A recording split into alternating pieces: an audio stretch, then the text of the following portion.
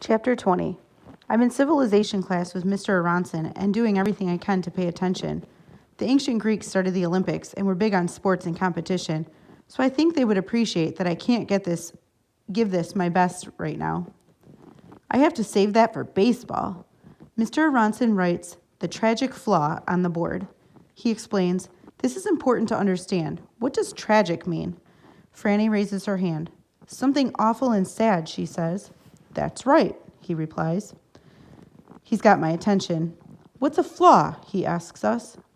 No one says anything. Class? He holds up a glass. Right here, he points to the rim, is a crack. It's hard to see.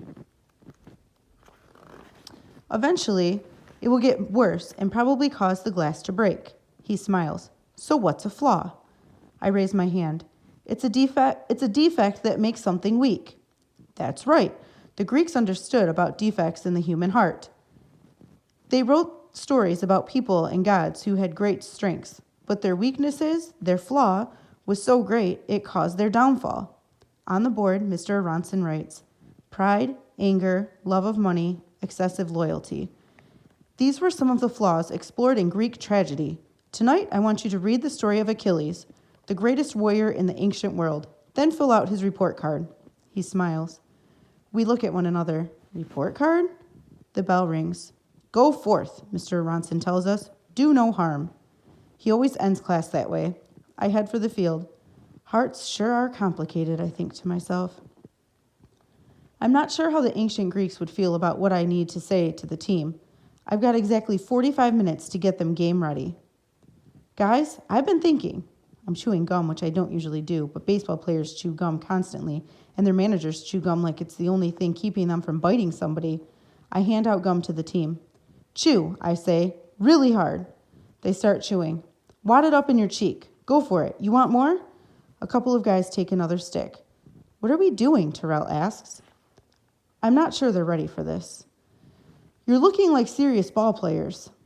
They chew harder and spit on the ground. Yeah, I say. More spitting. There it is, I say. Awesome. More chewing.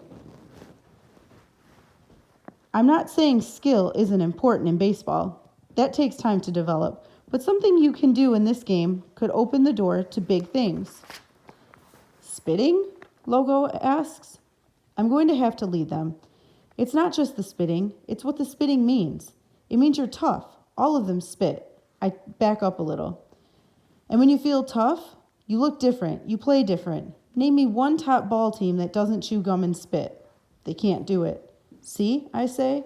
We'll work on the game, but this is first. I spit. They spit. You guys are kind of scary when you do that. They stand a little taller. They nod. A tough nod. A couple of them scratch, too, which is a good thing to add, but I don't want to get too complicated.